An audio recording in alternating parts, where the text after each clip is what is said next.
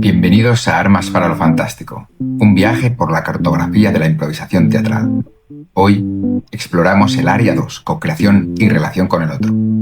Si en el área 1 miramos hacia adentro, qué nos pasa como improvisadores, qué herramientas tenemos y qué decisiones tomamos desde ahí, hoy cruzamos al otro lado, del yo al nosotros. Eso que hacemos cuando construimos una historia con otra persona. Porque en la impro nunca creamos solos. Hoy exploramos eso, salir de nuestro propio monólogo para encontrarnos de verdad con el compañero, escuchar sin estar esperando nuestro turno, dejar que lo que el otro hace o dice nos mueva por dentro, de soltar el control de hacia dónde va esta historia y llegar a sitios que solos jamás habríamos encontrado.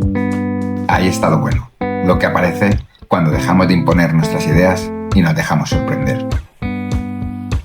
Para explorar este territorio hablamos con alguien que no solo improvisa, sino que enseña, y enseña a quienes enseña. Actriz, comediante, psicóloga y una de las grandes referentes de la formación de impro y creatividad en español. Hoy tenemos a la maravillosa Pau Farías. ¿Qué tal, Pau?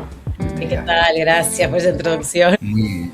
Me gusta mucho arrancar estas conversaciones un poco como, yo lo digo como cuando nos pica la araña radioactiva del origen del superhéroe. ¿Cuándo te picó a ti la araña de la improvisación? El bichito de la ¿Qué te impro. fascinó? Exacto. Bueno, pero antes que nada, gracias por nada, por darle este espacio, por convocarme, porque estamos cruzando el charco realmente y es re lindo siempre cuando, bueno, cuando te recuerdan desde otro lugar del planeta y te convocan, así que antes que nada, gracias. Muy contenta de estar acá hablando con. Y bueno, el bichito de la impro me picó de casualidad. Yo venía haciendo actuación, teatro tradicional, tragedia griega, teatro, acá en una escuela de Alejandra Boero, que es así como una escuela mucho más tradicional de teatro, y ya hacía como 2 o 3 años que hacía teatro. Y mi hermano, que es más chico que yo, había ido con sus amigos a un verano, se habían ido de vacaciones, eran 14 en un buen ambiente, viste, típico de adolescente que se van solo por primera vez. Y volvió de esas vacaciones diciéndome, fui a ver teatro, tenés que hacer esto. Y yo pensé, mi hermano, que en ese momento tenía 17 años, que fue con sus amigos de 17 años al teatro. Y volvió diciéndome, él a mí, tenés que ir a ver esto, que en su vida había ido a ver teatro. O sea, el teatro para esa edad no existía. Entonces ahí fue que empecé a enterarme lo que era la improvisación teatral y me anoté en un curso sin haberlo visto. Y ahí Genial. entonces lo probé antes de verlo y me encantó. Dije, "Ah, esto es un camino de ida", porque era tanta la adrenalina que se sentía. Yo venía como de la actuación y ahí no había tanto tiempo de preparar el personaje, meterte, ¿no? Entonces fue como esa adrenalina, por un lado me interpelaba y por otro lado me tentaba, ¿no? Fue un desafío. Qué guay. Mm. Y qué bueno esto de llegar. A mí me pasó algo similar porque es verdad que yo venía un poco más del audiovisual y llegué a la impro y nunca había visto todavía impro. Empecé a hacerla, me fascinó y luego ya empecé a ver eh, impro y bueno, una aproximación curiosa. Y luego tú has tenido un recorrido amplio como improvisadora, sigues teniéndolo, pero también te has, digamos, especializado mucho en todo el tema formativo y además de un ángulo muy de despertar la creatividad, de formar a formadores. Este otro bichito, ¿cómo te picó y qué, lo mismo, qué te fascinó? Sí, yo creo que ese otro ya lo tenía y se encontró con la impro en un momento como que fue, hicimos match, porque era que, como que en un momento yo me debatía entre, pero espera, soy improvisadora, soy actriz, soy comediante, pero también me gusta enseñar y formar, como que sentía que eran incompatibles, ¿no? Porque un lado era, una era la seria, la formal y la otra era la payasa. Y después se encontraron y terminé siendo la payasa en todos lados, la improvisadora en todos lados, un poco y un poco la que da la opinión en todos lados, porque en el escenario uno también da una opinión por más que esté haciendo ficción. Yo creo que como yo en paralelo mientras hacía actuación había estudiado la carrera de psicología, hice ahí la carrera en el mientras tanto, porque también me fascinaba, me fascina también. Creo que algo después de eso se empezó a venir en los talleres que yo empecé a dar. Y en los talleres dando clase y también aprendiendo, ¿no? Entonces era como, yo no quiero repetir esto que solían tener los maestros de antes, que papá, ¿no? La cosa esa del pedestal. Esto no me cerraba a mí. Para la impro eso no estaba menos, ¿no? Era menos, porque ahí tenés que ponerte a jugar, tenés que fluir, tenés que abrirle la cabeza y el juego a la gente para que pueda sentirse cómodo. Entonces, había algo ahí que como que me hizo pensar mucho en cómo dar esas clases y en transmitir también a otros, che, cómo tendríamos que dar. ¿Esto beneficia o no beneficia a las personas que quieren ser más creativas? Entonces ahí empezó a unirse un poco todo. Y además es verdad que ahí como que surge y aparece un poco tu metodología, ¿no? De también esta idea de conectar para transformar. Sueles usar tres palabras, ¿no? Confiar, aceptar, Sí. escuchar. Eh, ¿Cómo llega toda esta filosofía de entendimiento y aproximación, ¿no? Que estás comentando de Sí. esa sensibilidad? En un momento, cuando yo empecé con Mosquito, que fue acá el primer maestro, que también él heredó directamente de Yvon Leduc, ¿no? Como vinieron directamente a Canadá a dar acá en el taller, el primero que le dieron fue a Mosquito, y Mosquito después, bueno, agarró sus primeras camadas de alumnos, que eran actores. Entonces ahí él también como que vio en mí también algo como que yo era bastante cumplidora y a la vez sabía del tema, entonces cuando él no, a veces no podía dar una clase me pedía a mí. Yo recién había empezado con la impro, pero tenía mucha data de la actuación también. Entonces ahí empezamos como a hablar más de la técnica, yo tenía que transmitir técnica, y entonces empecé a absorber técnica de las palabras, ¿no? Bueno, cómo se hace algo. Para mí es importante hacer tal cosa, no porque a mí me gusta o porque te conviene o porque el público le va a gustar, sino tiene una explicación técnica, que eso es para mí lo más jugoso, porque una vez que uno entiende la técnica, después la podés entender cómo se hace y después la haces cómo se hace y después la rompes, porque también ahí está la otra, ¿no? Bueno, entiendo la técnica, pero ahora ya tengo suficiente experiencia o que entiendo que estoy rompiendo una técnica y también sirve eso.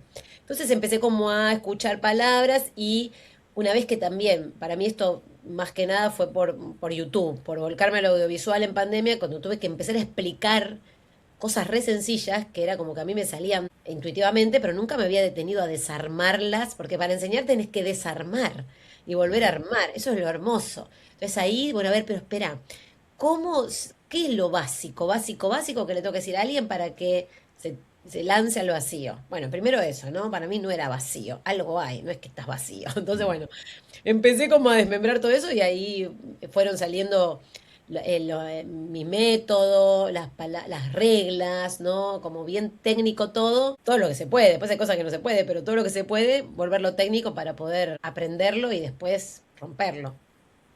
Claro, me gusta mucho esta idea de ir como a estos principios elementales, porque es verdad que como a lo mejor formador te lo tienes que plantear y entenderlo bien tú para luego poder transmitirlo. A este nivel de básico, un poco haciendo un paralelismo de cómo tú lo aprendiste y cuando te ha tocado a ti dar ese paso, sobre todo en este punto de enseñar a los improvisadores a realmente construir con el otro.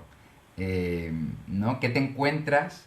Y un poco a lo mejor si nos puedes dar esta doble visión de tu experiencia, pero luego también de tu experiencia como formadora. Total. Bueno, una de las cosas para mí que yo siempre rescato como esto de el CAE, ¿no? Confiar, aceptar, escuchar. De hecho, lo puse así en ese orden, porque ya, obviamente que hay otros improvisadores, maestros, que usan también esos conceptos, pero los usan diferente, o también usan, no sé, el concepto de, no sé, bueno, otras cosas, ¿no? De sumatoria, que también hay como otras subreglas, pero bueno, esto para mí era lo clave. Entonces, cuando empecé a como a dar la base, base, base, base, porque antes que alguien empiece a improvisar, que empiece a crear una historia, tenés que ir antes, ¿no? Bueno, ¿cómo hago para confiar en el otro, para proponerle algo? Antes que eso, ¿cómo para confiar en mí, para proponer algo?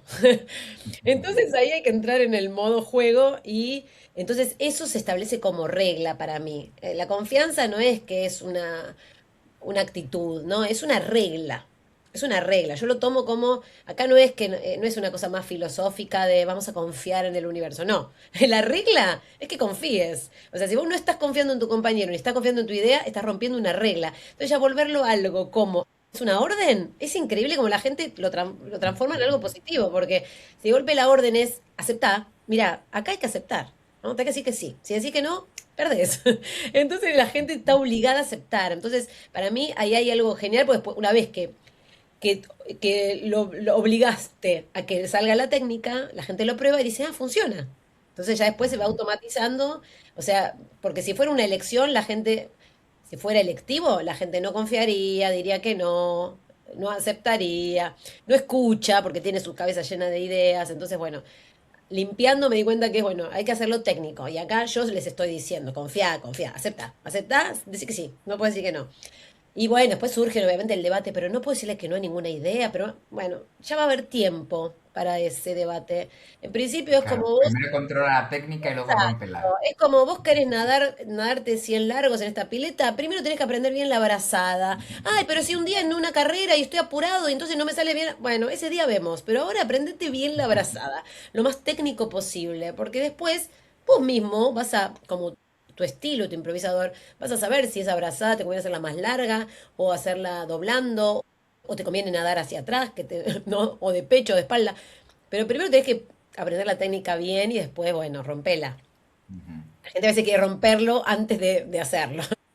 Ya, hay como gente que se adelanta mucho, quiere correr y es como, a ver, poco a poco, controla lo primero y luego lo segundo. Y me gusta mucho Claro, esta idea de, claro, la confianza como el contexto adecuado desde el que trabajar, ¿no? Es como sin ese contexto imposible empezar a crear. Y es verdad que venimos de un mundo y la sociedad como que eso es, siempre estamos en plan con las alarmas y con todo súper levantado. Y es verdad y bonito por una parte que la propia práctica de la disciplina nos crea espacios en los que de repente, uy, se puede crear desde otro lugar, se puede colaborar desde otro lugar. Y es verdad que eso es muy, muy bonito. claro, yo siempre voy a estas tres palabras pilares, ¿no? Que es la confianza, la aceptación y la escucha, que uno parece que las practica en la vida y no, en realidad tenemos que recontraprender. Y la gente que empieza a impro se da cuenta que, no, esto no lo sé hacer, no lo hice nunca, como viví toda la vida sin escuchar activamente, como que escuchamos un poquito y resolvemos, pero la escucha activa realmente te condiciona. Si vos escuchás realmente lo que propone el otro, lo que propone la situación, o la primera idea que te viene, eso te va a condicionar, te va a sorprender para bien, ¿no? Para bien. Recién ahí se puede dar el juego. Si vos confiás, te tirás a la pileta, y si otro se tira, lo atajás, esa es la confianza. Aceptar, que es decir que sí, sin pensar, sin filtro, decís que sí, decís que sí. Total, si hay alguien que te cuida, ¿no? Ante el miedo que si me proponen algo que no quiero hacer, va a haber un facilitador, eso también. Por eso empecé a entender que también tenemos que estar preparados los facilitadores para esas cosas que nunca tengan riesgo los alumnos, las alumnas, las personas. Y bueno, y escuchar activamente para que podamos realmente sorprendernos incluso de lo que va a suceder ahí. Y después seguí abriendo conceptos, ¿no? Como que aparece la creatividad inconsciente, que es otra cosa que para mí es algo que estoy investigando. Ajá. Y un poco por atrapar el concepto de aceptar y luego el de escuchar, ¿cuáles son las dificultades que te encuentras a la hora de comenzar a integrar realmente la aceptación o la escucha? ¿No? Vamos si quieres un poco con la aceptación. Es genial, porque vos cuando le decís a la gente, bueno, ahora no pueden decir que no. Y ahora el compañero, vos no sé, haces una forma con el cuerpo, vos haces una acción. Y el compañero tiene que decirte qué acción es. ¿Estás jugando al tenis? Sí, le tenés que decir, sí, es eso. Bien. Mm. Sí, perfecto, lo entienden. ¿Lo entendieron? Sí, sí, lo entendimos. Bueno, va, lo hacen. Entonces ya primero pasás por cualquier dupla. No, no es eso. Te acabamos de decir que tenés que aceptar todo. Pero no estaba haciendo eso. No importa. ¿Cuál era la regla? Es increíble, pero se va por otro canal, ¿no? Se va por otro canal. Ah, ¿tengo que aceptar todo? Sí, tenés que aceptar. Entonces yo ya sé que las cosas hay que decirlas varias veces porque no es lo normal. O sea, no es a lo que estamos acostumbrados. Entonces, esa es una de las primeras que por más que quieras, ¿no? En el camino racional entendí que tengo que aceptar, el inconsciente va a negar primero, por las dudas. Y después la otra es también esa, ¿no? Como la escucha activa, que es muy difícil porque la gente dice, sí, sí, voy a escuchar, pero ya pensar, adelantarte un segundo de, cuando termine de hablar le voy a responder esto, ya eso ya no es escucha activa. Es muy difícil esa parte porque una de las cosas más difíciles es aprender a no pensar. Y ahí hay todo un entrenamiento. De soltar, soltar. Bueno, no pienses, no pienses. Yo me la puse diciendo, no pienses. Porque cuando la gente, estás acá haciendo un ejercicio y la gente hace esto, se va un poquito con la mirada para arriba. Ya está pensando. Es increíble, pero son segundos que se desconecta. Es un segundo. Me ha recordado que este ejercicio que has mencionado, creo que lo leí en un manual tuyo y es uno que hago mucho con los alumnos también. Y es verdad que esta reacción intuitiva de la gente está haciendo algo y el otro dice otra cosa totalmente diferente, o que podría ser posible, y es como hay una reacción visceral de, no, que tengo que decir sí, es eso. Y es muy gracioso estas reacciones viscerales a, no, tío, no es eso. Y es muy ilustrativo. Y es verdad que ahí lo ves y a lo mejor también como que está conectado con estas reacciones como muy inmediatas que tenemos y poder empezar a manipular eso, ¿no? Porque un poco linkándolo quizá con el tema de la escucha, es verdad que a la hora de crear con el otro, nunca, a lo mejor no es una comunicación perfecta y súper eficiente, entonces van a suceder cosas que a lo mejor no te lo ha cogido como tú querías, ¿o qué? Pero ¿qué haces con lo que te devuelve el compañero, ¿no? Ahí hay un componente potente que también es eso, es tú tienes que escuchar entonces lo que te está proponiendo ahora tu compañero. No te quejes de que no te ha escuchado a ti si tú ahora de repente no le estás escuchando a él, ¿no? Un poco este ejercicio. Para mí es fabuloso porque, y acá empecé a vincular mucho con psicología. Lacan dice, el lenguaje es el malentendido. O sea, no dice el lenguaje tiene malentendido, el lenguaje es el malentendido.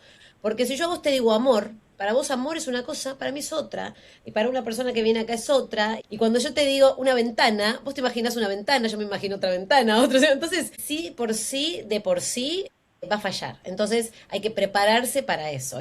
La impro nos entrena mucho a eso, a prepararnos a que el otro pueda entender lo que entiende y lo que me devuelva va a estar bien. Yo lo tengo que aceptar. Todo el tiempo se está co-creando, porque en esta idea de la acción, yo hago una acción, eso es lo que le inspira a mi compañero a decirme qué acción es. Mi compañero no se trajo una acción escrita de la casa y me la dijo ahí, sino que en Ujú. base a lo que yo hago esto, mi compañero me dice, tenis de aire, sí, le digo yo, o me dice, estás atrapando una mariposa, sí, o me dice, pero en base a lo que ve, entonces esa idea se co-crea todo el tiempo estamos co-creando y la comunicación es eso. Pasa que somos tan seres racionales que pensamos que lo controlamos todo y no controlamos nada. Sí, totalmente. Me gusta mucho esta idea de la comunicación, porque es verdad que también el acto comunicativo, el último paso es lo que entiende el otro. Entonces, y ahí hay una parte que tú ya tampoco controlas. Entonces, es potente. Y un poco con el tema de también al final de la escucha, ¿cómo, ¿cómo lo trabajas un poco? ¿Cómo haces despertar esta escucha real de, de los alumnos o vosotros también con los compañeros, o incluso también cómo ha sido tu proceso de, de realmente estar permeable a lo que realmente está sucediendo y no al rucu rucu que podemos estar ya preparando? Mira, justo el lunes pasado le di una clase a unas colegas comediantes que son ya profesionales de acá, del stand-up, de la comedia, trabajan en teatros mega gigantes, son amigas, querían probar la impro, ¿no? Porque tienen como ganas, pero les da cosa. Entonces, bueno, nada, hicimos una clase muy íntima, eran 6. Y como ellas ya están acostumbradas a pensar en humor y a resolver, iban muy rápido a resolver situaciones, ¿no? Por ejemplo, no sé, bueno, a partir de una acción, otra le decía, bueno, estás arreglando el arbolito de Navidad, perfecto. Entonces ya se ponía a hacer la escena y ya no sé qué, hacían el arbolito, se electrocutaban y venía la otra. Entonces le dije, está bien, la idea está perfecta, la vamos a usar. Pero vayan pasito a pasito, masticando. Me gusta la idea de tengo muchas imágenes visuales de masticar la escena, porque hay un cuando hacemos esto tan rápido se nos pierde el juego por la idea. Y yo siempre voy a priorizar más el juego, que sale ahí lógica escénica, porque no sabemos cuál va a ser. Entonces, se puso a armar el arbolito y con la misma idea, ¿no? Y ahí le agarró como que se empezó a electrocutar. Entonces se empezó a electrocutar y la otra mientras estaba haciendo otra cosa. Entonces yo digo, no la mires vos, porque ella naturalmente ya no la estaba mirando.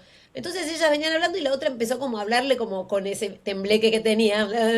Y esta le contestaba. Bueno, así se dio una situación súper graciosa que podía haber durado 10 minutos. Después la otra vino, la agarró, las dos se pusieron a hablar así de manera temblorosa y trataban de tener una conversación, pero temblando, y entonces se iban contestando. Y la situación era la graciosa. Después vemos cómo sigue, cómo termina, pero si ellas iban directo a la idea que tenían para Ujú. resolver, nos perdíamos el juego del momento. Muchas veces esto de la escucha activa es escuchar al otro, pero también es escuchar la situación, escuchar lo que yo misma estoy haciendo en la acción. Mm. es pasito a pasito, hay que estar muy presente para no perderse el juego. Pero esto pasa en una charla, pasa en una presentación, pasa en todos lados. Si vos querés decir tu monólogo o tu presentación sin que pase nada en el medio, está frito, ¿no? La idea es, vas, lo masticás y pasa algo en el público, le preguntás o lo mirás y pasa otra cosa y le respondés, entonces eso te hace cambiar algo. Tiene que estar vivo, tiene que estar sucediendo ahí. Y además me gusta, o sea, este punto de estar muy presente es que es muy total, porque es estar eh, abierto a ver las oportunidades que te ofrece el presente. Y lo que dices tú, si ya estás con tu idea y estás desarrollando tu idea, pueden estar sucediendo un montón de cosas en escena, en tu compañero, y un poco con la diferencia que tenemos en la impro, ¿no? Con el guión de texto, que si sucede algo en la sala, suena un teléfono, suena, se cae una copa, cualquier cosa, podemos integrarlo y eso es mágico.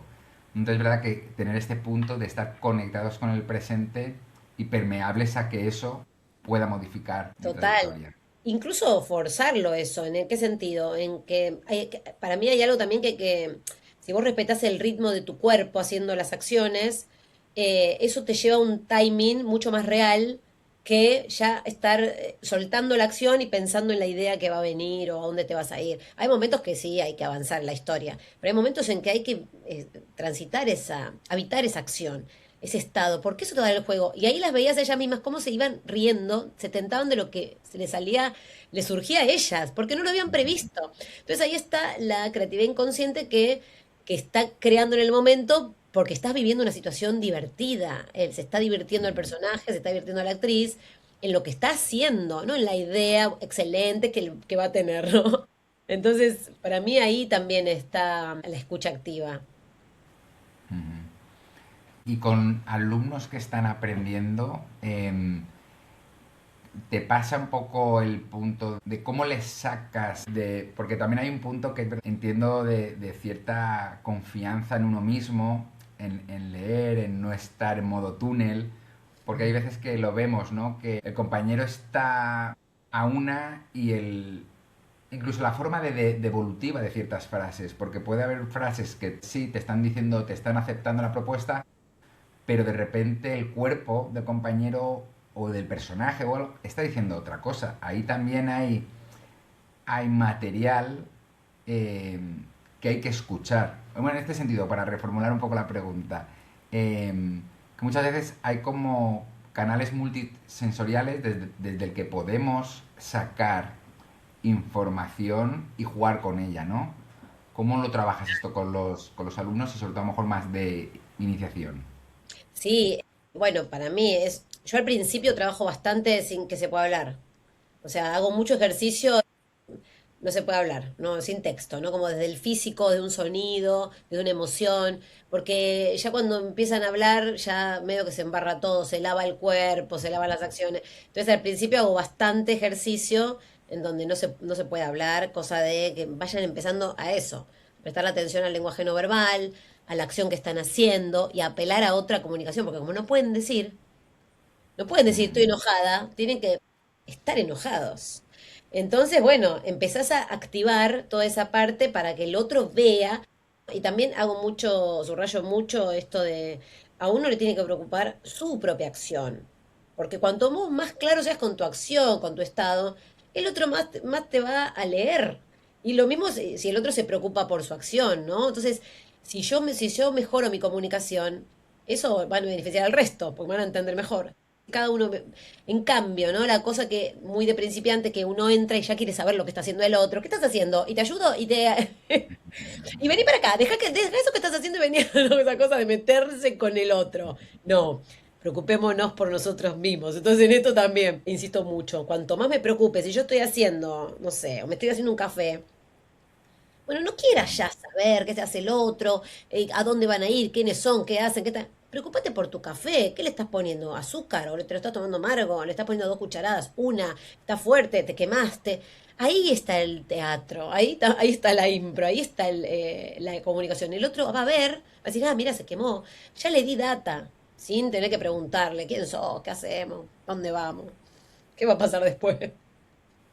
Claro, hay veces que hay como muchas ganas de correr y a veces pasa mucho el punto de...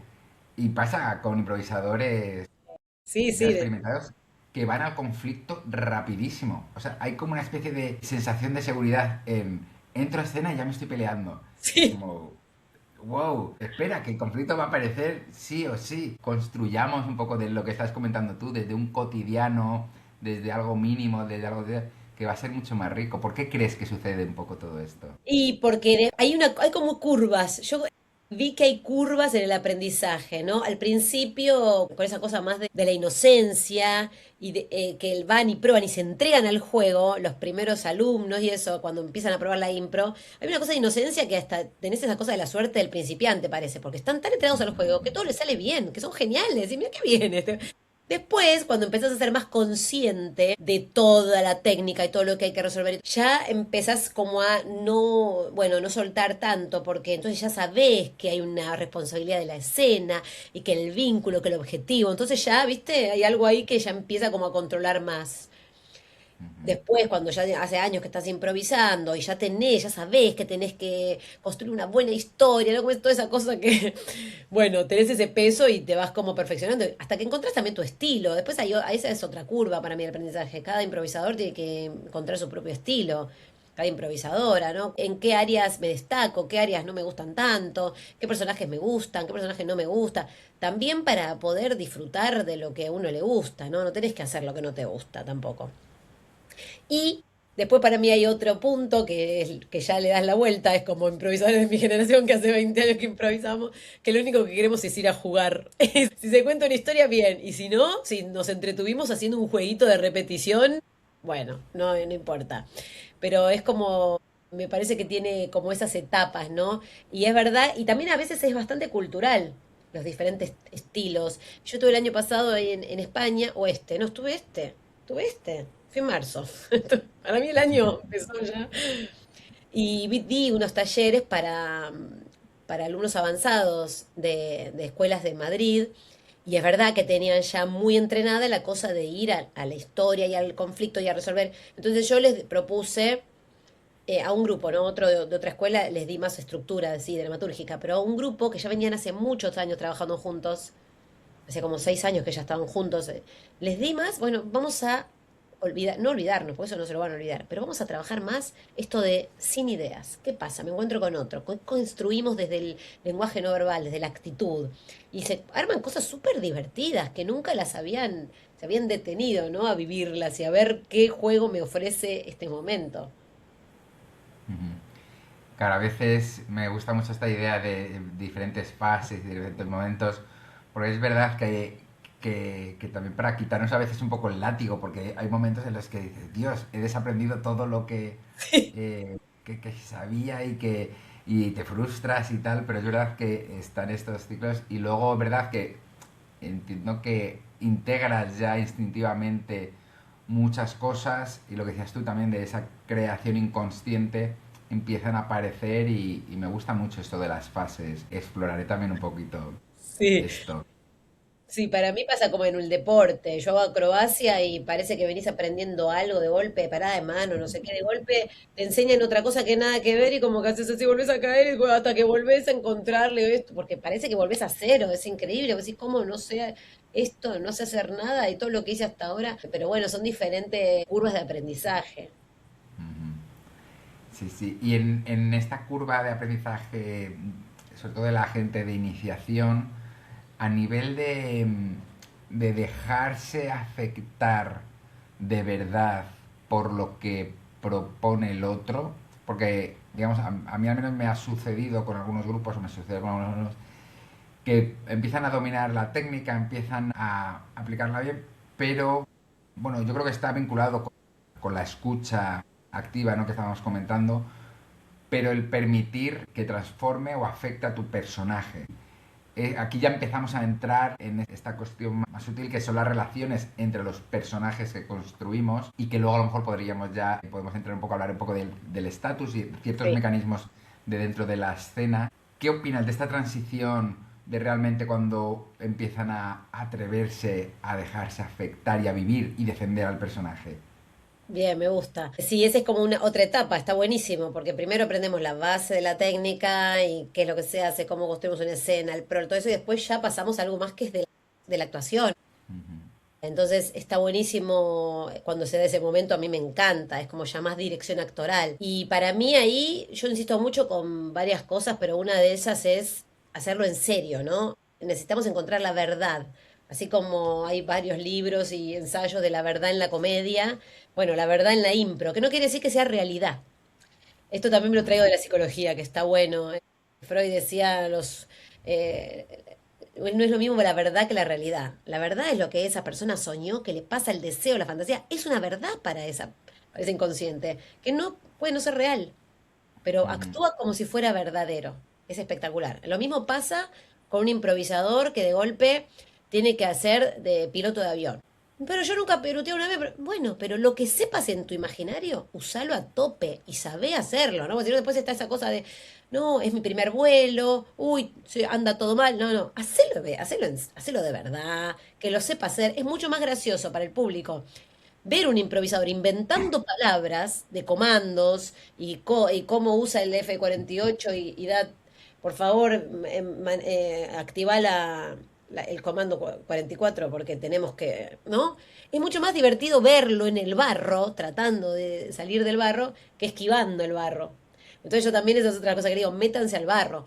Y con respecto al estatus, justo el sábado pasado que di una clase de impro y humor, y herramientas de humor y eso, hicimos bastantes ejercicios de estatus porque el estatus, cuando lo definís, es una herramienta clave. Clave. Cuando ellos se dan cuenta también, porque los empezás a machacar, no quieran ponerse parejos, que se establezca el estatus y listo. Jueguen al estatus, cada uno. Cuanto más juegues a tu estatus, cada uno a su estatus, más divertida es la situación, es más irónica, más sarcástica, puedes empatizar con los dos personajes.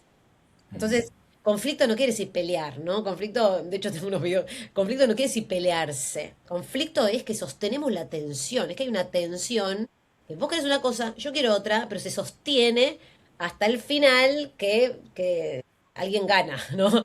A veces gana vos, gano yo, o gana la situación, o morimos los dos, no sé. Pero el conflicto es que hay una tensión, ese es el conflicto, no pelea, no quiere decir pelea.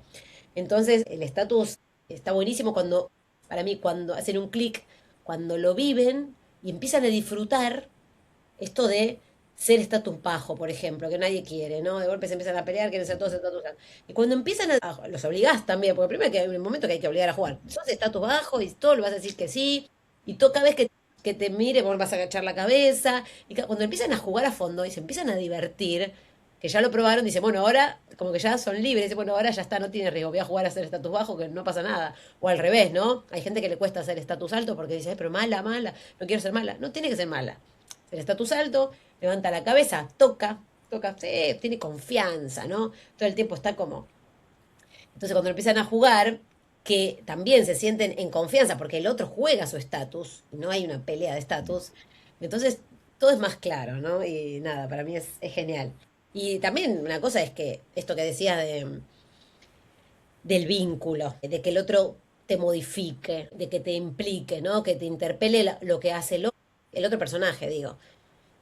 Y esto también, yo les digo mucho, si lo que me dice el otro, lo que sucede, no me modifica, entonces esta escena lo hubiéramos editado y no estaba. Entonces, todo lo que sucede en una escena es importante, todo importa, porque si no, en una película hubiera sido borrado totalmente de la cinta, ¿no? Como todo por algo es, y todo lo tengo que hacer valer. Exacto, es que esta idea de si no le importa a los personajes, ¿por qué me tiene que importar a mí como espectador?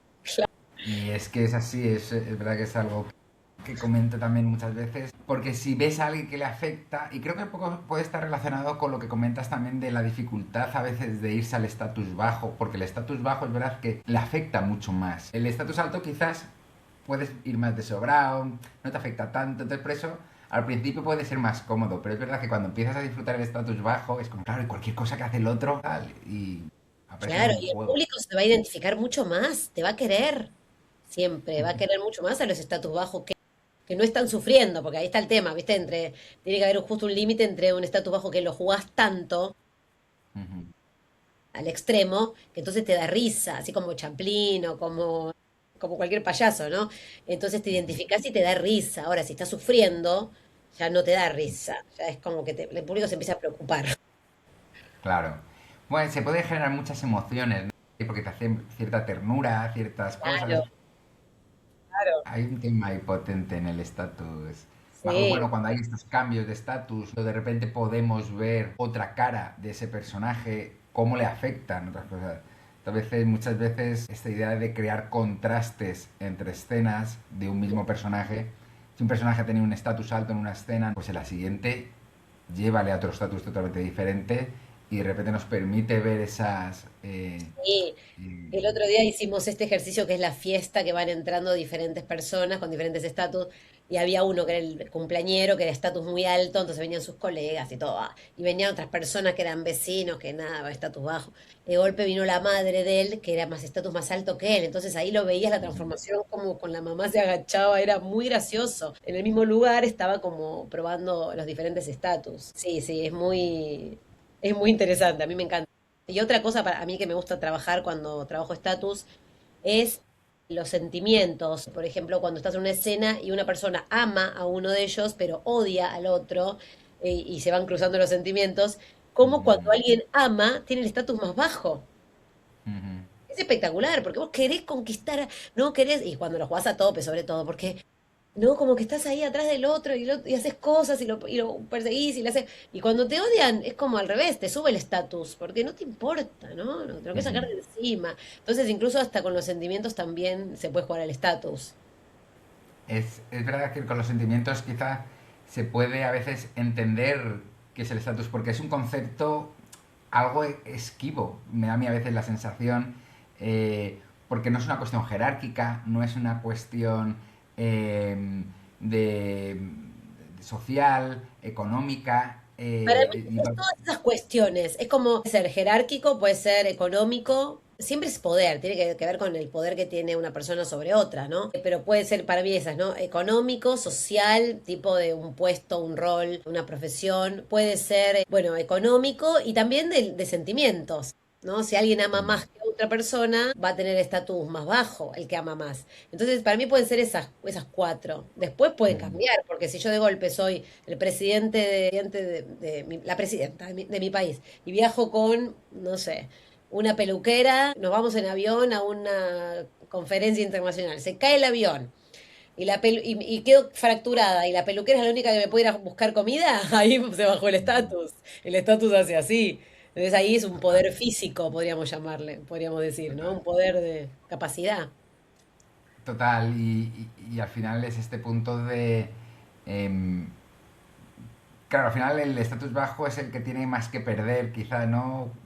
Ya sea a través del amor o a través del... Claro. Y, y es verdad que eso genera empatía, en lo que estabas comentando tú, de que el público va a empatizar mucho con, de alguna forma con eso, porque hay como elementos que nos Claro, unen. de alguna manera, para mí el estatus bajo siempre, con respecto al otro, de estatus alto, tiene alguna dependencia.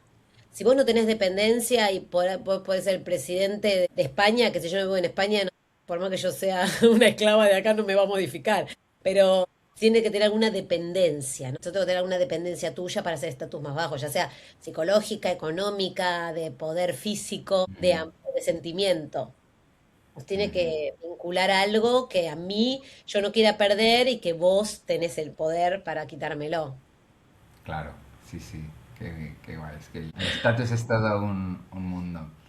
Y Sí. me ha gustado una cosa que has comentado que es también muy interesante cuando sucede, que es este manejo de el conflicto y la tensión. Y lo que me ha gustado el punto este de que es verdad que el conflicto no es pelearse y es aguantar muchas veces la tensión. Y yo detecto que muchas veces los alumnos les cuesta mantener esta tensión, se meten como en... Y de repente la pinchan rápido, se salen de ahí rápido. ¿Qué nos puedes comentar un poco de esto? ¿Cómo Sí. lo trabajas y cómo lo abordas? Yo creo que eso tiene que ver más con el timing, con la experiencia y con ir, por supuesto, remarcándoselos y que vayan siendo conscientes. Que también pasa, también hay una curva, ¿no? En las historias, que bueno, hay un inicio, el inicio siempre es un poquito más más, tiene que ser más tranquilo porque ahí estamos presentando los personajes, quiénes son, dónde estamos, estamos construyendo hasta que aparece un poco el conflicto, que es el nudo de la historia. Ah, ya sabemos cuál es el objetivo, ya sabemos qué es lo que tenemos que conseguir en esta historia. Una vez que está el nudo ahí, que ya está como por, ya tenemos, ¿no? Acá va a pasar esto, ¿no? Ya sabemos lo que va a pasar. Entonces ahí, cuando sabemos lo que va a pasar, el público también lo sabemos todos. Ahí hay que sostener. Hay que sostener porque yo siento que tenemos al público en la palma de la mano. Siempre le digo, acá tienen al público en la palma de la mano. Así que hasta no hay que distenderlo hasta que ya se pinche solo, sino hasta el punto culmine que ¡pua! ¿No? Que termina, porque al final es lo más breve. Es como que lo vamos llevando la atención hasta que termina, porque ahí es como, ahí la tensión se resuelve. Entonces, ahí es donde, cuando se dan cuenta, cuando son conscientes, lo que tienen que manejar ahí es la ansiedad de que no se resuelva ahí, ¿no? Ya todos sabemos lo que sucede acá, lo sabemos sin decirnos lo bueno. Podemos manejar este tiempo, gestionémoslo. Entonces ahí es verdad que primero tienen que ser conscientes de eso para después empezar a manejarlo. Empezar a manejar lo que no los maneje a ellos la ansiedad de resolver. Y a disfrutarlo, es Sí, verdad. Claro, es verdad que cuando es como cuando aparece el juego escénico, ¿no? De, ostras, es que esta escena va de este juego escénico y ahí despega la escena, nos metemos, no sabemos cómo se va a acabar esto porque nunca sabes muy bien cómo acabar, pero te dejas llevar, es verdad, hasta las últimas consecuencias de esto que hemos generado, ya sea tensión, ya sea juego escénico, ya sea puede ser a lo mejor de repente cosas muy dramáticas. Pero es verdad, como, hostia, si este es el juego que ha aparecido y ese es lo que es, escalemos, ¿no? claro. A tope. Claro, por ejemplo, no sé, voy al ejemplo de una referencia para mí es Thelma y Luis, ¿no? Ellas empiezan como, bueno, ¿no? Parece una que va a ser una comedia muy tranquila, empiezan a, bueno, nos vamos, sí, 2 días, tranquilas, 2 días en la vida, buenísimo, hacete las maletas.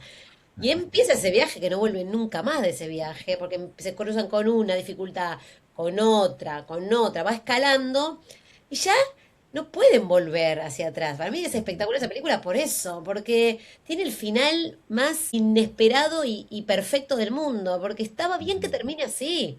Era el esperado. Entonces van sosteniendo esa tensión, hasta que en un momento todos ya sabemos cómo, o por lo menos pensamos, prevemos lo que va a pasar. Y eso lo sostienen, ¿viste? Un rato. Entonces, sí, es una construcción, pero es aprender también a la otra cara del improvisador, que es la parte del guionista. Que ahí todos tenemos que coordinar en, che, este guión va por acá. Por más que mi personaje yo lo quiera mucho, pero tiene que morir, el guión dice que tiene que morir, va a morir. Entonces ahí es donde tenemos que correr el ego del personaje y poner la atención en el guión de la escena, de la historia. Aquí aprovecho un poco para entrar en un concepto, también una idea. Tenemos los cánones de aprender improvisación, el sí y además, ¿no? El sí y proponer. Y un poco lo que hablábamos al principio, de que lo mencioné en algún momento, un momento que hay que saber las reglas, las técnicas, pero hay un momento que las puedes ya empezar a romper. Igual que con el tema de no hacer preguntas. Yo creo que, claro, al final es como es eso. Se establece de base, no hagas preguntas. Siempre sí. Pero hay un momento en el que esto cambia. Porque es verdad que hay un tipo de preguntas que es, toma, te paso el marrón de esto y le haces trabajar al compañero en vez de trabajar tú. Pero luego hay preguntas que son muy potentes. Y luego también con el sí. Que Sí, hay decir, yo puedo decir sí a tu propuesta como improvisadora, como improvisador, pero mi personaje decirle no a tu personaje. claro, claro. Háblanos un poco ya de este punto de empezar a romper las reglas y las técnicas que hemos Claro, ni establecido. siquiera para mí es romper una regla, porque una cosa es cuando uno habla de la aceptación, es aceptar la propuesta. No es que no se puede decir que no. Lo que pasa es que al principio les cuesta tanto entender esto que vamos con la base de no se puede decir que no, y listo. Una vez que aprendan a aceptar, vamos. Entonces, si yo estoy comiendo acá a escondidas, ¿no? Porque no sé, le dije a mi marido que estaba a dieta y estoy acá comiendo a escondidas, y entra y me abre la puerta, ¿estás comiendo? No. Estoy aceptando su propuesta. Su propuesta es que me agarra a escondidas. En cambio, no aceptarle la propuesta sería decirle, ¿para qué entras acá? Si yo te dije que no me... Eso sería como no aceptarle la propuesta de él. Estoy aceptando la propuesta que está entrando y está irrumpiendo un acto que yo no quería que él viera. Entonces la voy a seguir y aceptar la propuesta de él y decirle, no, ¿qué tenés ahí? Nada. Vení que te... No, entonces voy a seguir alimentando este juego. Eso es lo que hablábamos antes de, también de alimentar la atención. Entonces le estoy diciendo que no, y le voy a decir que no todo lo que pueda hasta que voy a tener que decir, esto no es comida, no sé, por ahí invento algo, no, esto es de plástico, me lo dio la Claro. directora, o Escalas. escalar, escalar, o hasta que le diga, sí, ¿sabes qué? Estoy comiendo, no sé, algo va a pasar. En ese sentido es que el no, igual estoy aceptando, ¿no? La Ujú. propuesta. Y después las preguntas igual, las preguntas al principio es porque en realidad la pregunta que hace un principiante es, ¿qué es eso? ¿Qué tenés ahí? ¿Qué sos? ¿No? Como, en Total, cambio, total. hay preguntas que suman y está bien, no es que está prohibido preguntar, por supuesto, pero después ya empezamos a entender cómo se pregunta, pero porque ya entras en la lógica de la improvisación, que ya la Y a pregunta... veces, exacto, es que las preguntas se pueden usar, al menos bajo mi experiencia, a veces para subrayar cuestiones escénicas, ¿no? La verdad escénica de cosas que están pasando, de cosas que se están percibiendo y que están ahí, y de repente es como meter el dedo en la llaga y decir, oye, vamos a hablar de eso, saca esto, ¿no? Y yo creo que de repente, wow, hay cuestiones que abren puertas. Creo que recordar que con Omar también hubo algún taller que él hacía el ejercicio de qué quieres decir con esto. Mm. Pero sí que es como, estás haciendo una ensalada y cortas un tomate, oye, pásame las alcachofas, ¿no? Y tú ahí de repente, una cosa, cualquier cosa random, empiezas a hacer la pregunta, ¿qué quieres decir con eso? Está bien, tipo para hablar metafóricamente.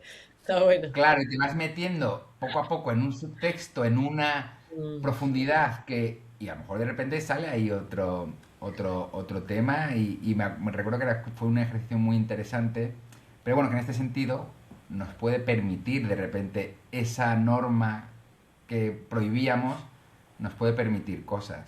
Claro, por eso es en un momento el ni no, ni pero, ni preguntas, ¿no? Es en un momento, porque lo tienen tan, sale tan automático que entonces hay que borrarlo para volver a aprenderlo bien. Es como cuando aprendes a nadar, hay gente que ya sabe flotar, pero cuando vas a aprender a nadar bien, te dicen, no, no, no flotes más así, con las manos así. Las manos no se mueven. Entonces, ¿cómo hago? Me hundo. No sé flotar si no muevo las manos. Entonces es como que, primero hay que aprender de cero. Después, si te caes en una pileta, sobreviví. Pero si no, vamos a aprender de cero cómo se hace bien. Entonces Reaprender. después reaprendes a cómo se hacen las preguntas, cuándo se dice que no, cuando empezamos con este jueguito, por ejemplo, en el, no sé, en ese estilo entrevista al revés, hay mucho de pregunta, que vas de atrás para adelante y no sé, mucho, en solo preguntas, es solo preguntas, pero así todo tenés que avanzar en la historia haciendo solo preguntas. Claro, que al final es usar los recursos que tienes, pero desde otros lugares y Claro. desde otras. Y cuando tienes ya los grupos que empiezan a funcionar de alguna forma ya más fluida, al final aquí siempre también entra un poco esta cosa que creo que es muy interesante. Yo, al menos en mi experiencia durante estos años haciendo impro, como ahora también facilitando este punto del ego, ¿no? Que al final lo comentamos mucho en la impro, de que nosotros estamos al servicio de la historia y en el grupo entender cuál es tu lugar, cuándo es tu momento, cuándo no. ¿Cómo ves la evolución de tus grupos en esta cuestión de... Porque luego también imagino que hay temperamentos de las personas, gente que quiere estar muy encima, que quiere tener mucho el foco, gente que no tanto. ¿Cómo vas percibiendo esta evolución Ahí en este nivel de grupo? en general lo voy como manejando a, bueno, ya vos ya protagonizaste dos, para que pase tal, lo voy diciendo directamente, como para que también vayan tomando conciencia de eso y bueno, y dejen jugar a otros, porque hay personas que las tenés que frenar y personas que las tenés que empujar. Así es un poco, son las personalidades, ¿no? Entonces, en principio me gusta como poder decirlo también, para que se den cuenta. Y, y sí, siempre en este mismo sentido, ir resaltándole las virtudes a quienes se sienten más inseguros, a esas personas a quienes más hay que, uy, mira, esto está buenísimo, sí, seguí por ese juego, mira, nunca hiciste así, nunca te vi haciendo esa cara, nunca te... Entonces les vas como reforzando el ego. Y al que tiene el ego allá alto, no es que lo voy a bajar, por supuesto, tampoco, no es la cuestión, pero sí, por ahí es una cosa de bien, buenísimo, algún chiste, me encanta que hagas esto, che, la próxima, no sé, cosas así. Pero ya esa persona no necesita trabajar su ego. Hay personas que sí. personas que sí. Ujú. Y si tiene que ver con que están avasallando o imponiendo o algo así, me remito a la técnica, porque la técnica siempre te salva, porque la técnica es perfecta y ya, por más que no me guste a mí lo que propuso, no tiene que ver con eso, tiene que ver con la técnica. Nunca le voy a decir, no, no, para, ya, esto estás imponiendo tu personaje, sino que le diría, mira, el personaje nunca le diría así, tal cosa, no sé, ¿no? Como, o busquemos otra manera, pero siempre como más desde la técnica, sí. ¿Podrías explorar un poco estas cosas que encuentras como lo de imponer? ¿Cuáles son las dificultades en general que encuentras o y te tocan corregir? Tengo dos grosas, que siempre es como voy con esas, está. Son las dos que siempre. Una es los gritos ficcionados. No griten en serio, porque se hacen pelota el cuello, las cosas, las cuerdas vocales. Y eso es algo que entonces siempre es una de las primeras cosas que digo cuando la primera persona que empieza a gritar, grito ficcionado. O sea, se puede gritar, pero desde la ficción. No grites en serio. Y la otra es ¿Cómo es distancia. esto, el grito ficcionado? En vez de decir, gritar de verdad, es, estás ficcionando un grito, pero yo estoy gritando de Vale. verdad y me estoy lastimando las cuerdas vocales. Es un grito de verdad, pero no real, como dije antes. Y la otra es la distancia escénica. Distancia escénica es otro de los conceptos para mí claves, que no pase la escena así, sino que pase, que se abra. Sobre todo, cuanto más riesgosa, en el sentido de que por ahí tengo que manifestarle odio a otra persona, o pelea, o Ujú. escena hasta erótica. Mira, mejor si están lejos, puedo jugar más que si estoy pegoteada y entonces ya se me terminó, porque además pongo en riesgo al otro, el otro se asusta, no tenemos juego. Mejor siempre abrir la escena. Entonces esa es otra de las cosas que me gusta mucho trabajar, la distancia escénica. Porque además se arma algo que el público haría esto. No haría, ¿qué está pasando ahí? No entiendo, no veo una cosa ahí, un masacote. Entonces eso me gusta mucho trabajarlo.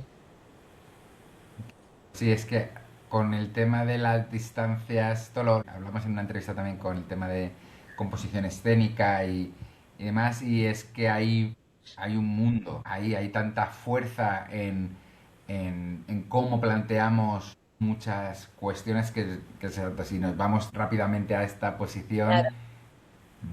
es lo estándar y es lo aburrido que es pasa, ¿no? Si te amo, pero estoy muy lejos de ti.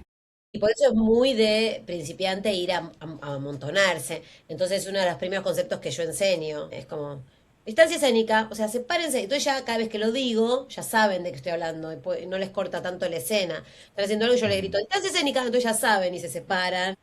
Y bueno, y lo hacen desde ahí, ¿no? Porque entonces ahí se mete mucho más el lenguaje no verbal, las acciones, porque como no puedo ir a decirle al otro, "Da, da, da", tengo que hacerlo de lejos, entonces tengo que meten más el cuerpo, entonces es como ya darles herramientas de actuación sin dárselas, pues lo empiezan a proponer solos, porque están separados. Crees que es un componente un poco de inseguridad que tienden a juntarse, ¿no? Un poco. Al menos estamos juntos en esto. Claro, claro que sí, total, sí. Y, y luego, con esta idea ya a nivel ya de creación de grupo, cuando ya se trabaja un poquito varias personas en escena, ¿no? Porque al final a dos la cosa está bien, a tres empieza a cuatro, a cinco. Esta cuestión del foco, de sostener dónde está el foco, la atención, de gestionar todo esto, ¿qué opinión tienes sobre esta idea del foco y de cómo trabajar con el grupo y de repente escenas más multitudinarias? Sí, ahí soy como que activan la bomba para mí. Es como, bueno, bien. Esta escena van a ser muchos, así que escúchense. O sea, antes de que suceda, ya les estoy advirtiendo. Importa más escucharse que hablar. Así que no, entonces, bueno, sí, por supuesto, es algo eh, que hay que preverlo, porque si no, todos van a empezar todos a hablar, entonces no se entiende nada. Y también entender que esto de los focos y de los niveles, ¿no? No tienen por qué estar todos al mismo nivel, puede haber gente agachada, gente parada, ¿no? Entender los niveles y entender que es más un cuadro. Para mí el teatro son cuerpos moviéndose. Después, si además hay texto, buenísimo, pero el teatro, una persona moviéndose en un escenario ya es teatro. Una silla iluminada es teatro. Entonces es un objeto iluminado, un objeto en un escenario. Después, bueno, puede haber texto o no, pero eso es lo secundario. Si yo no puedo entender qué sucede, no escucho un texto, ya no veo nada, veo un masacote que se mueve. Entonces hay que ser muy consciente de esto, de verse de afuera. Y que a veces hacer una cosita chiquitita llama mucho más la atención que hacer una cosa grandota. Entonces, hay que estar viendo el todo cuando son de muchas personas. Hay que estar viendo como si nos miráramos de afuera y viéramos qué está pasando acá si lo viera desde el desde el público. Y a nivel de la evolución de los grupos, ya más a compañías, bueno, tú con ImproCrash lleváis un montón de tiempo, pero un poco según tu experiencia también de otras compañías que conozcas, ¿qué crees que es lo que hace que exista más esta conexión como de mente, enjambre, no sé cómo llamarlo, ¿no? Sí. Cuando hay más de esto y cuando hay menos? ¿Cuáles crees que son los elementos que hay en juego? Para mí tiene que haber química, es como una relación, y eso no lo podés prever. Es como que vos puedes armar un grupo ahora con tus compañeros y por ahí no con todos tenés química, se va a ir decantando hasta que queden los que realmente tengan, no solo es el objetivo en común, sino hay algo que tiene que pasar que no lo podés prever, ni lo podés armar, ni lo podés crear, está o no está, ¿viste? Como cuando te enamoras de alguien. Acá pasa igual, tiene que haber química en el escenario, tiene que suceder algo ahí que lo puedes entrenar y todo, pero ya tiene que pasar. Y creo que eso también hace que las compañías sigan perdurando. Si no hay química, es raro que perdure, porque es donde tiene que funcionar. No sé, nosotros nos podemos matar afuera del escenario, podemos estar sin hablarnos, de verdad, hemos estado un periodo sin hablarnos directamente, entramos a hacer una función y sale bien. Termina la función, no nos hablamos de nuevo. Hemos tenido periodos así. Pero hay algo en lo que, por lo menos nosotros que hacemos humor, te tenés que reír de algo en común. Nos tiene que a todos causar gracia, ni siquiera es gracia, divertirnos lo mismo. Porque es ese momento donde no te das cuenta que te estás divirtiendo con el otro, de algo que surgió ahí. Eh, entonces, y también encontrarse en un... A mí me gusta trabajar mucho con los alumnos y con los talleres que doy en las empresas y todo, el ritmo grupal. Es como construir un ritmo grupal, ¿no? Y que medio que cuando voy hacia un taller es como que uno lo va imponiendo, pero para empezar también a ser conscientes de que hay un ritmo grupal. Cuando una compañía está tanto tiempo, ya hay algo que ya tiene un timing en Mm. conjunto, donde ya, bueno, te conoces y un poco sabes por dónde va a ir el otro. A veces no. Lo lindo es eso, que también te sorprende el otro. Entonces hay algo también de timing que cuando jugás con otra gente, por ahí no tenés la misma velocidad o el mismo nivel de profundidad o el mismo nivel de faltarte respeto en el buen sentido, ¿no? Como que podés decirle cualquier cosa al otro que no se lo va a tomar mal. Y hay como eso, como algo que compartí. Yo lo veo en otras en compañías de impro, las chicas de la culpa, que son unas comediantas acá que hacen muchas funciones, y las vas a ver y parece que lo tienen guionado y ellas están improvisando toda la charla, pero les pasa eso, ¿viste? Que están con la escucha activa todo el tiempo. Cuando una dice algo, pa, la bulinean y al otro dicen esto, y salta, y porque como vos, y pum, todas miran allá, ¿viste? Es como que es mágico porque van, eh, lo van, van, ¿viste? Cuando me pusieron primera, frrr, y van. Entonces, yo creo que hay algo de eso que tiene que suceder mágicamente y después hay trabajo consciente también de Ah. objetivos y cosas para ir acordando.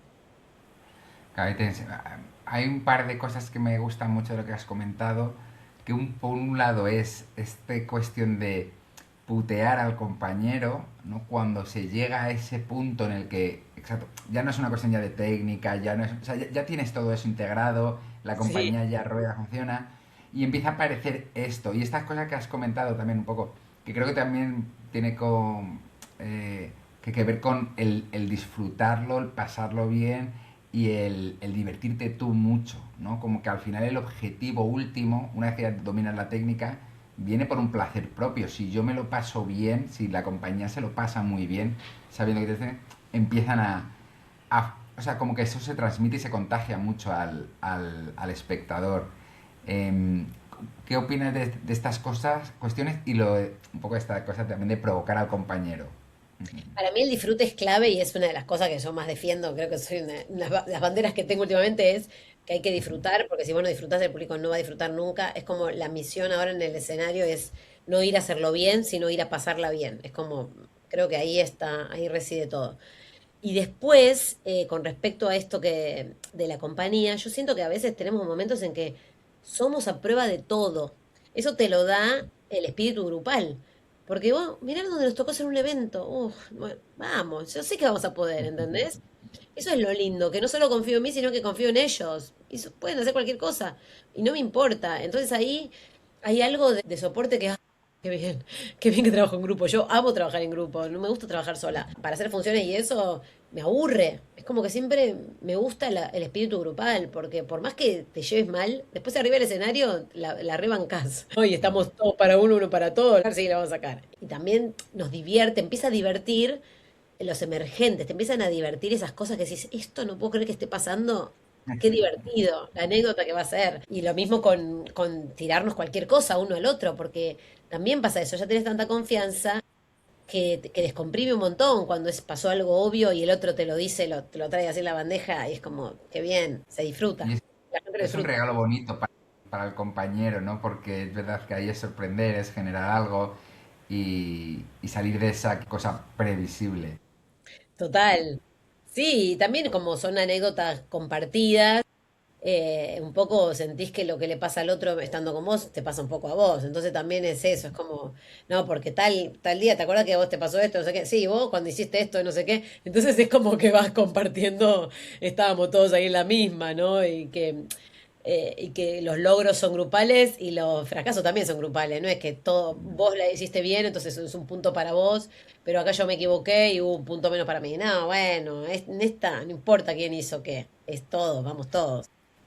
Claro, me gusta mucho al final un poco esta sensación de este viaje, de empezamos a trabajar con desconocidos, con grupos y esta confianza, este crear, y al final de todo este trabajo, años haciendo impro, no sé qué, cuando realmente tienes un grupo, a mí también me pasa con mi compañía, que es una sensación súper placentera y en ese sentido de, mm, es que tengo tanta confianza de que nos pueden enviar a cualquier evento, a cualquier cosa, es que confío tanto en que en mis compañeros y en que vamos a encontrar soluciones y en que nos los vamos a pasar bien, que es una sensación muy, digamos, poderosa y de confianza y de cuando luego lo confirmas, dices, y es que la gente se la pasa de puta madre, hemos conectado un montón con las personas, este viaje que nos regala, ¿no? El arrancar a construir con personas y que te da esta habilidad de construir, de crear con compañeros, ¿no? ¿Qué opinas un poco de este viaje y de llegar a esta conclusión de disfrute?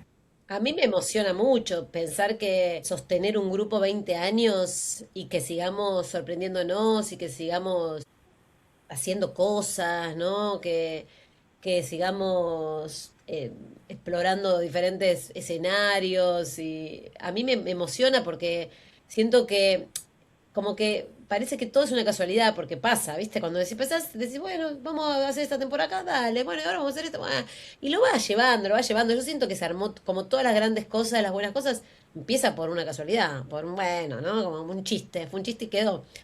Y después lo va sosteniendo y va quedando y sigue y sigue. Y ahora yo ya siento que incluso Improcrash es un nombre que va a quedar por más que yo no esté, ¿no? Como que siento un poco eso. Que hay gente que conoce el nombre, pero ni sabe que yo soy de ahí. ¿Viste? Como que dicen, ah, sí, yo lo conozco, los conozco. Y como, bueno, no importa, no sabe que estoy yo, pero es como que ya el nombre quedó y ya siento que ya cumplimos con algo importante, ¿no? Que fue que algo se marque. Y después, esta cosa de poder también, de poder compartir buenos momentos, también malos, por supuesto, porque nos pasó la vida, compartimos todo, y es como que es una familia más. Por más que yo incluso son mi familia, porque el Luchito y todo, pero igual es como otra familia que tenés ahí y que es como un lugar de pertenencia. No sé, como que siento que es mucho tiempo y también siento que no fue nada, fue ayer que nos conocimos. Es como medio una locura eso, pero realmente es un lugar de pertenencia, que como un apellido, ¿viste? Siento que es como un apellido que tengo. Qué guay, qué bonito. Una relación tan larga, wow. Lo que dices tú es que ahí pasa de todo y pasa la vida y pasa... muchas anécdotas tenéis de Muchísimo. seguro. Sí, sí. Y Muchos años de terapia de grupo tenemos también. también, ¿no? Sí, Bueno, al final también el rey de hacer hipo y tal, sacamos tantas cosas que también nos ayuda mucho, ¿no? claro, A hacer este claro. trabajo. Y un poco por ir cerrando, quería explorar contigo también un poquito todo este trabajo que realizas formando a formadores, formando a todo el ámbito creativo, también todo el trabajo que realizas online. ¿Qué nos podrías comentar de cómo transmitir tu visión y tu metodología para ayudar a las personas a que puedan enseñar mejor? Sí, todo surgió también porque yo daba muchas dinámicas, empecé a dar juegos, dinámicas de impro, entonces me empezaban a pedir, ay, ¿no tenés una para tal grupo? ¿No tenés una para este tipo de grupo? ¿Qué pasa si...? Y ahí ya empezaron a abrir las preguntas, ¿no? ¿Qué pasa si tengo un alumno que es un rebelde? ¿Y qué pasa si tengo un grupo que no conecta? ¿Y qué pasa si me piden tal? Ah, bueno, yo dije, esto ya no es de dinámicas, acá ya esto tiene que ver con el rol del facilitador, del formador.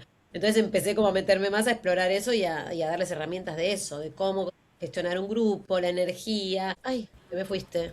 Ahí estás. Se te desconectó la cámara. Seguí. Se ha Ay, cambiado la cámara se de cambió la repente. cámara, sí.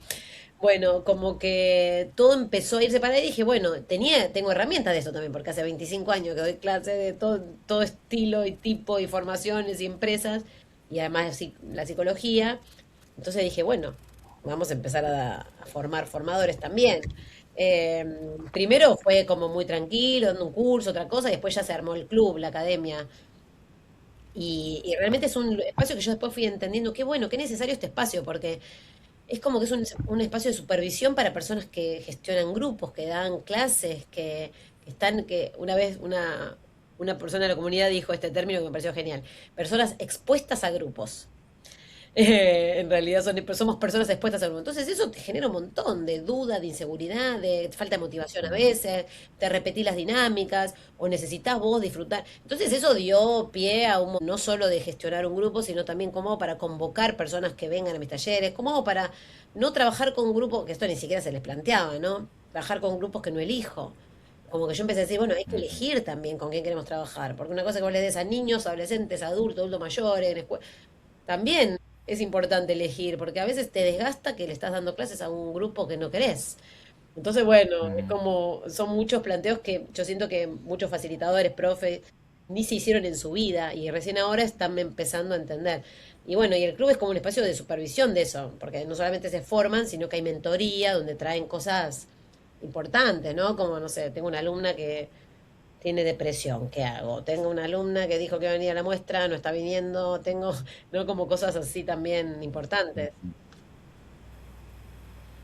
Qué potente. Sí, el otro día también en una de las entrevistas con Carito de Mallorca, que hablábamos un poco de ética y de cuestiones, ella habló un poco a nivel formativo de que tiene como con otras personas que también son formadoras, este acompañamiento.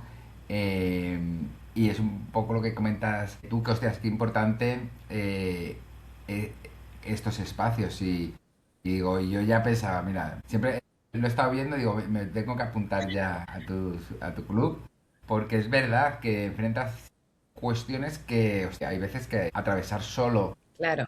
estas cosas, primero no tienes por qué hacerlo, hay muchas personas que atraviesan por situaciones que a lo mejor incluso situaciones que tú todavía no has pasado, pero ostras, a lo mejor algún día y haberlo vivido y haber tenido esas conversaciones, esos espacios, te prepara mejor. Entonces, me parece muy, muy bonito Sí, ese trabajo que y haces. no solo está mi curaduría y lo que yo puedo aportar, sino también que hay un montón de profes, coaches, hay personas que tienen escuelas de música, de canto, entonces que ya vivieron un montón de situaciones, entonces aportan un montón también, no solo de dinámicas y cosas que se necesiten, sino también de cómo tratar con cierto grupo, cómo hacer para que la convocatoria de tales talleres sea mejor, ¿no? Hay un montón también que, como es también una comunidad, aportan un montón de información y esto que decís vos, de no estar es una profesión en la que estamos bastante solos a veces. ¿Por qué no?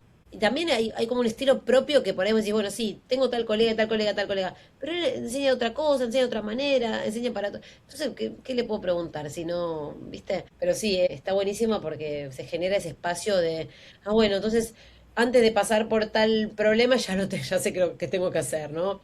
Voy anticipando, no, me va a pasar que va a venir tal cosa, ¿qué les propongo para...? Bueno, listo, ya me voy con la solución, o por lo menos con la hipótesis. Claro. No me voy a por espacios eso de cada uno crea lo suyo, pero volvemos un poco a este espacio de co-creación con el otro, Tal. escuchar lo que les pasa a otros, poder... estos diálogos al final son los que nos transforman, ¿no? Lo que comentas también de conectar para transformar. porque es verdad que es desde ahí, es a través de nuestras relaciones con los otros, cuando permitimos que se muevan cosas en nosotros, ¿no? Y es verdad que si viviéramos totalmente aislados sería imposible la transformación, la Además, evolución. somos animales sociales. Entonces, por más que nos querramos convencer de que podemos solos, no podemos solos. Ni por más que tengamos todas las IAs, estemos rodeados de teléfonos con IAs. No podemos, se nos explota la cabeza, necesitamos del otro, sí o sí.